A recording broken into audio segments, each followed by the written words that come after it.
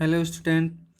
सामान्य ज्ञान की जो सीरीज हम चला रहे हैं यूपी कैटेट के लिए, इसका आज ये 9वां पार्ट है। इससे पहले कुल 8 पार्ट अपलोड किया जा चुके हैं और उसका मैंने एक सेपरेट प्लेलिस्ट भी बना दिया है चैनल पर, आप वहां विजिट करके देख सकते हैं। तो इस वीडियो में हम सब कुछ एग्रीकल्चर के जो बहुत इंपॉर्टेंट क्वेश्चन होते हैं, जो हर साल लगभग पूछे जाते हैं, उन्हें हम डिस्कस करेंगे। प्रेजेंट कर रहा हूँ मैं रोहित वर्मा। तो चलिए देखते हैं। देखिए, जो सबसे पहला क्वेश्चन मैंने लिया है वो एग मार्क से रिलेटेड है। पूछा गया कि एग मार्क क्या है। तो ऑप्शन है आपके: एक अंडा उत्पादन हेतु सहकारी समिति, कृषकों की एक सहकारी समिति, अंडों की एक विनियमित मंडी, या फिर गुणवत्ता गारंटी मुहर। जब भी आप एग्रीकल्चर से रिलेटेड कोई प्रोडक्ट खरीदते हैं जो खाने के लिए, बेसिकली खाने के लिए होता है, तो उस पर आप एक मुहर लगी देखते होंगे एग मार्क की। ये होती है मुहर, ठीक है। इसका मतलब क्या हुआ कि वो मुहर क्यों लगाई जा रही है, उसकी गुणवत्ता सही है या नहीं, ये निर्धारित करने के लिए। यानी कि जिस प्रोडक्ट पे, जिस उत्पाद पे ये मुहर लगी होती है, उसे यह समझा जाता है कि इसकी गुणवत्ता जो है वो सरकारी मानकों के अनुसार सही है। तो इसका जो सही आंसर होगा गुणवत्ता गारंटी मुहर, ठीक है। यानी कि ये एक संस्था है जो कृषि उत्पाद में गुणवत्ता चेक करने के लिए बनाई गई है। क्लियर है? बहुत ही इंपॉर्टेंट क्वेश्चन है। दूसरा है, देश में एग्रो इकोलॉजिकल क्षेत्र कितने हैं। इसमें एक क्वेश्चन और पूछा जाता है एग्रो क्लाइमेटिक जोन्स, ठीक है। दोनों में कंफ्यूज नहीं करना है। जब पूछे एग्रो इकोलॉजिकल जोन तो उसका जो आंसर होगा वो 20 होगा, और जब पूछे क्लाइमेटिक क्लाइमेटिक तो इसका आंसर कितना होगा? 15, ठीक है। भारत में कुल एग्रो इकोलॉजिकल जोन की संख्या कितनी है? 20 है। और अगर एग्रो क्लाइमेटिक जोन पूछे तो उसकी संख्या कितनी है? 15 है, ठीक है। दोनों क्वेश्चन को बहुत ही ध्यान से याद रखिएगा। अगला क्वेश्चन है, देश का पहला कृषि विश्वविद्यालय। तो देश का जो पहला कृषि विश्वविद्यालय है वो गोविंद बल्लभ पंत एग्रीकल्चर यूनिवर्सिटी पंतनगर में है, ठीक है। जब ये बना था तब ये उत्तर प्रदेश का पार्ट था, लेकिन अभी सन 2000 में उत्तर प्रदेश और उत्तराखंड अलग अलग 2 राज्य बन गए। तो अभी ये कहाँ है? उत्तराखंड में। ये अभी उत्तराखंड में है देश का पहला कृषि विश्वविद्यालय, ठीक है। इसके बाद सदाबहार क्रांति, बहुत ही इंपॉर्टेंट क्वेश्चन है, इसे ध्यान से सुनिएगा। सदाबहार क्रांति भारत में कृषि उत्पादन को बढ़ाने के लिए प्रयोग में लाई गई। किसके द्वारा लाई गई? तो इसका जो सही आंसर है वो है MS स्वामीनाथन के द्वारा। MS स्वामीनाथन एग्रीकल्चर में बहुत ही महान साइंटिस्ट हैं, वैज्ञानिक हैं। भारत में हरित क्रांति के जनक भी इन्हें कहा जाता है। क्या कहा जाता है? हरित क्रांति के जनक। ये भी क्वेश्चन बहुत बार पूछा जाता है कि हरित क्रांति के जनक भारत में किसे कहा जाता है। तो इसका आंसर जो सही होगा वो क्या है? डॉक्टर MS स्वामीनाथन, ठीक है। तो इन्होंने कुछ रिकमेंडेशंस दी थी सदाबहार क्रांति। देखिए, हरित क्रांति में क्या हुआ, बहुत सा केमिकल फर्टिलाइजर यूज किया गया, जिससे भूमि में उत्पादन तो बढ़ा शुरू शुरू में, लेकिन अभी क्या दिक्कत आ रही है, उसकी जो उर्वरा शक्ति है वो कम हो गई है। तो इन्होंने फिर से सजेशन दिया है कि सदाबहार क्रांति को लागू किया जाए। इसमें क्या क्या किया जाएगा? पहला क्या है? कृषि, एक मिनट में कलर चेंज करता हूँ। कृषि स्वास्थ्य उन्नयन के लिए रासायनिक खाद के साथ साथ जैविक व कंपोस्ट खाद का उपयोग किया जाना। उन्नयन का मतलब क्या होता है? स्वास्थ्य उन्नयन मतलब कि जो भूमि की उर्वरा शक्ति है उसे बढ़ाना, ठीक है।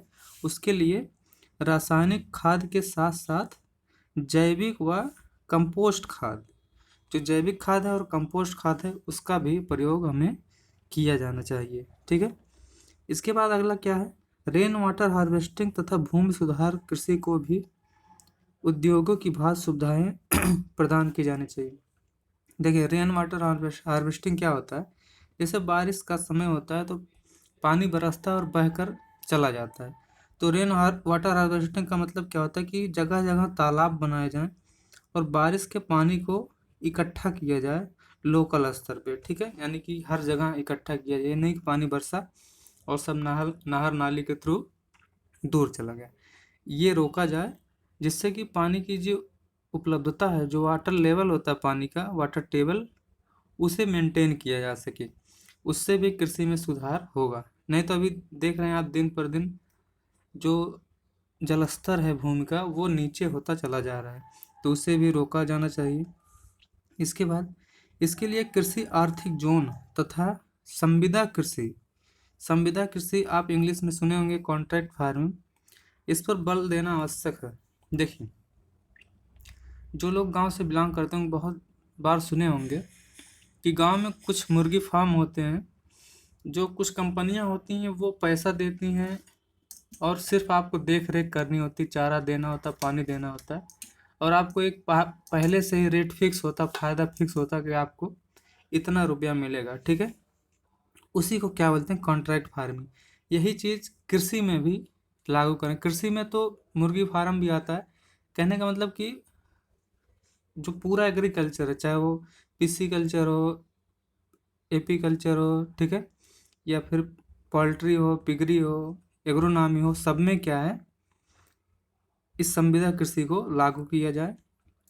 इसके बाद कृषि आर्थिक क्षेत्र, जैसे इकोनॉमी में स्पेशल इकोनॉमिक जोन, आपने SEZ सुना होगा, इसी आधार पे एग्रीकल्चर में भी कृषि आर्थिक क्षेत्र का निर्माण किया जाए, जिससे कि किसानों को कुछ सहूलियतें प्राप्त कराई जाएं। अगला क्या है, हरित क्रांति में प्रयुक्त मुख्य पादप फसल कौन सी थी? आपका ऑप्शन है जैपोनिका चावल, भारतीय चावल, एमर गेहूँ, मैक्सिकन गेहूँ। तो इसका जो सही आंसर वो क्या है, मैक्सिकन व्हीट, मैक्सिकन गेहूँ, ठीक है। अगला क्वेश्चन है, गुलाबी क्रांति संबंधित है, तो गुलाबी क्रांति किससे संबंधित है? इसका जो सही आंसर वो क्या है, प्याज से, ठीक है। अगला क्वेश्चन, निम्नलिखित में से कौन सा एक भारत में नीली क्रांति से संबंधित है? नीली क्रांति इस समय मोस्ट इम्पॉर्टेंट क्वेश्चन है, क्योंकि इस पर बहुत ही ज़्यादा बढ़ावा दिया जा रहा है इंडियन गवर्नमेंट के द्वारा, और जो राज्य सरकारें हैं उनके भी द्वारा बहुत ज़्यादा प्रोत्साहन इस पर दिया जा रहा है। तो ये किससे संबंधित है? मत्स्य पालन, मछली पालन से संबंधित है, ठीक है। इसके बाद निम्नलिखित में से कौन सा कृषि क्रांति के संदर्भ में सही सुमेलित नहीं है? ठीक है, यानी कि जैसे ऑप्शन दिया है सफ़ेद क्रांति दूध से, तो ये क्या है, सही है, ठीक है। इसी तरीके से हरा यानी कि हरित क्रांति या फिर ग्रीन रेवोल्यूशन, वो अनाज से, ये भी सही है। इसके बाद सुनहरा क्रांति यानी कि गोल्डन रेवोल्यूशन, वो उद्यान से, ये भी सही है। लेकिन यहाँ लिखा है नीली क्रांति, इसे हम अभी क्या पढ़े हैं, ये तो फिशरीज से, मछली से संबंधित है, तो ये क्या हो गया, गलत हो गया, तो इसका सही आंसर होगा। इसके बाद है विभिन्न क्रांतियाँ एवं संबंधित क्षेत्र, ये हम एक जगह पूरी लिस्ट दे रहे हैं। जैसे हरित क्रांति किससे संबंधित है, खाद्यान्न उत्पादन, ठीक है। अब ये भी आपको याद रखना है इंग्लिश वाला टर्म, क्योंकि कभी कभी क्या होता है, ग्रीन रेवोल्यूशन, एक मिनट, ग्रीन रिवोल्यूशन, ठीक है, इस तरीके से लिख कर दे देगा, ठीक है, हिंदी में भी। तो आपको अगर सिर्फ हरित क्रांति पढ़े हैं, ये इंग्लिश वाला आपको नहीं पता है, तो वहाँ आप आता हुआ क्वेश्चन भी गलत करके चले आएंगे, ठीक है। तो जैसे सुनहरी क्रांति, तो गोल्डन रेवोल्यूशन, ये भी आपको याद रखना है। किससे संबंधित है, फल एवं सब्जी उत्पादन से, या फिर उद्यान कृषि बोलते हैं। इसके बाद श्वेत क्रांति यानी कि वाइट रेवोल्यूशन, वो दुग्ध उत्पादन से। फिर भूरी क्रांति, ब्राउन रेवोल्यूशन, उर्वरक उत्पादन से। नीली क्रांति, ब्लू रेवोल्यूशन, किससे, मत्स्य पालन या मछली पालन से। इसके बाद लाल क्रांति, रेड रेवोल्यूशन, मांस या टमाटर उत्पादन से। फिर आपका आता है काली क्रांति, जिसे इंग्लिश में ब्लैक रेवोल्यूशन, यह है पेट्रोलियम उत्पादन से, ठीक है। फिर गोल क्रांति, इंग्लिश में क्या बोलेंगे, राउंड रेवोल्यूशन, यह है आलू उत्पादन से।